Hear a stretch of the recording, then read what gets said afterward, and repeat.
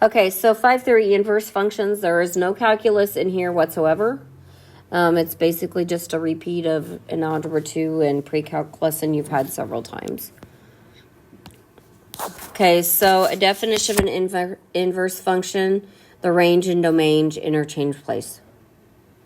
The domain of the function becomes the range of the inverse, and the range becomes the domain.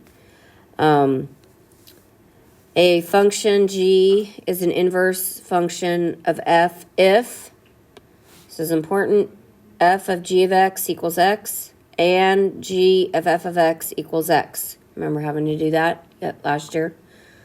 So you have to do the composite function twice, and you have to come out with x or t or whatever variable, but nothing else.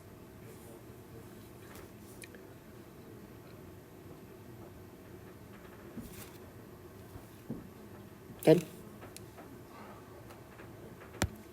Okay, so we're going to verify. If it says show or verify, they are. You just have to do it. Okay? And now, then if it says decide if they are, it could be no. Correct? So, show that the functions are inverse functions of each other. Do not know that why that is spaced that way. So, let's do f of g of x. I know last year when I put something like this, you'd all start freaking because it had a cube root of a rational function, and now you're like, throw something harder at me, right? So g replaces that x. So it gives me 2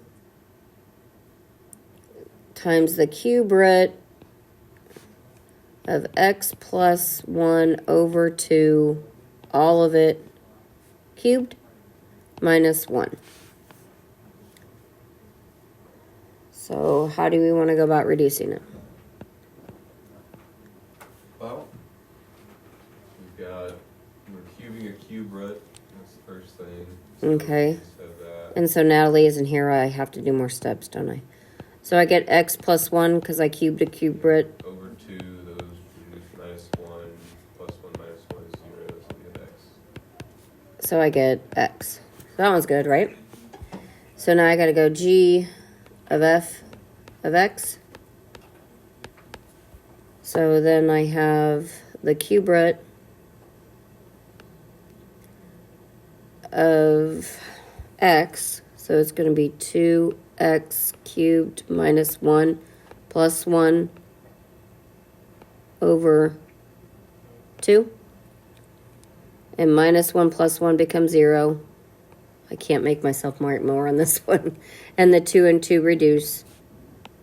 So I have the cube root of x cubed, which is x. So they should just fall apart. They all should, as long as it says show or verify. Questions? Do we need another one? No. Okay. Oh, okay. So when we graph them, this isn't another one, but this is the graph. That's why that spot was there. I'm like, why is there a spot there? So I don't know if you remember or not. If I have inverse functions, since the domain and range, the x and y's interchange places, the graphs naturally reflect across the y equals x line.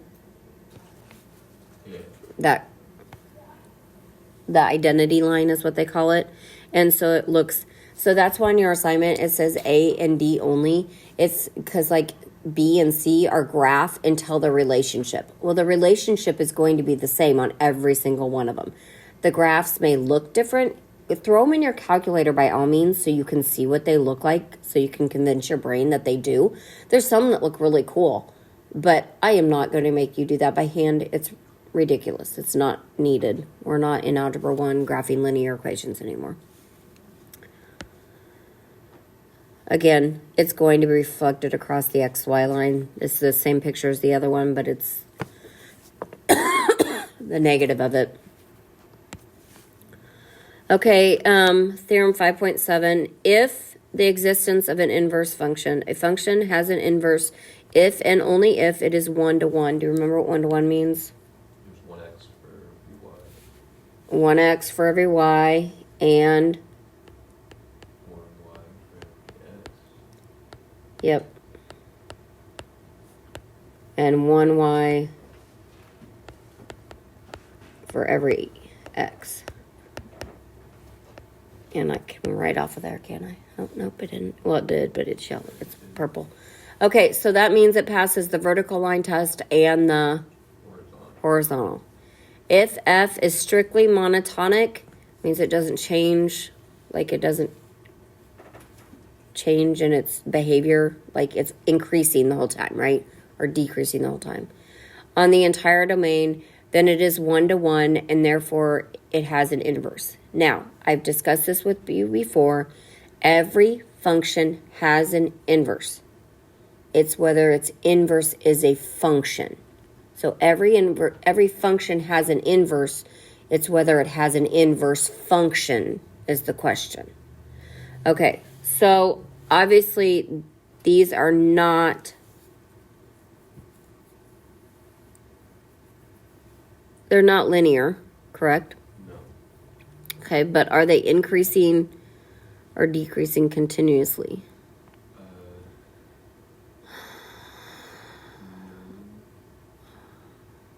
It could be increasing continuously, maybe. I'd say not, though. Well, one of them is Okay, then it's the first one. the first one. Why? I don't know. You're just guessing? Yeah. Okay. Well, the first one looks like this. If I were to graph it. Let's go. Okay, so is that good? Yep. Okay.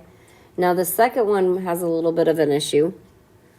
I'd say it has something to do with the negative x in the middle. I just couldn't say that if I knew. Because it does that. So where's my issue? The decreasing section. We got that issue, right? Now, how could I figure that out without me just doing it? Put it in your calculator. Could you find the extrema? Yeah. Yeah. So if you have extrema, is there going to be an issue?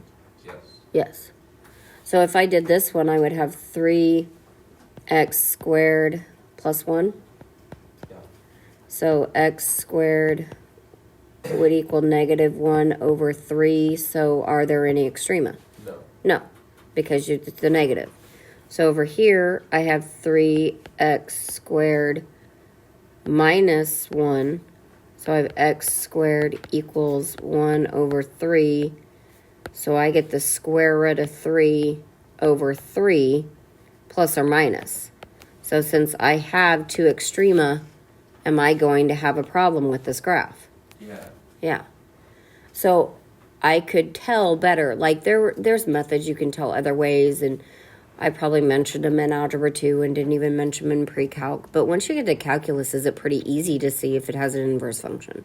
Yeah. Yeah, as long as the function isn't ridiculous and the derivative is difficult to do. I don't think I have any today that ask you that. And again, it's not the question. The question from the book is which function has an inverse. That is an incorrect question because they both have inverses. Has an inverse function. Which one has an inverse function? And that would be A. Okay. Guidelines for finding an inverse. Use theorem 5.7 to even figure out if you need to look for an inverse function. That would be good to know, right? Okay. Solve for x as a function of y. So you have y equals x or f of x equals x or whatever, right? Interchange the x and y and then solve for y. And there's a lot of steps, but it's basically saying the same thing. And the last step is to verify. Now, I know you're not going to do it just like in Algebra 1 when they told you, oh, you can check every answer, and they made you, and then they said, but you can always do it, and did you ever do it again? No. No, not unless they made you, right? I probably didn't do it first. Well, if you did your homework all the way, you did. Okay, so I have f of x equals the square root of 2x minus 3. Well, we know what that looks like, and it is going to be 1-to-1, correct? Yeah. Okay, so we need to interchange x and y and solve for y. So that gives me x equals the square root of 2y minus 3. Mm-hmm. So I do what? Square both sides. So Add x 3 divided by squared equals 2y minus 3. So I'm going to add 3 and divide by 2. So x squared plus 3 divided by 2. And so that is f inverse of x. Now, in your math career, I have put a prime on someone should have put a prime on changes in geometry from an image to from a pre-image to an image. It means changed, okay, in geometry. In algebra 1 and algebra 2, that prime means inverse. And then when I put that prime in calculus, it means what? Derivative. So, do you need to know where you're at to know what your prime is? Yes. It's one of those things about math that kind of stinks. Do I need to do another one of those? No. I think that's it.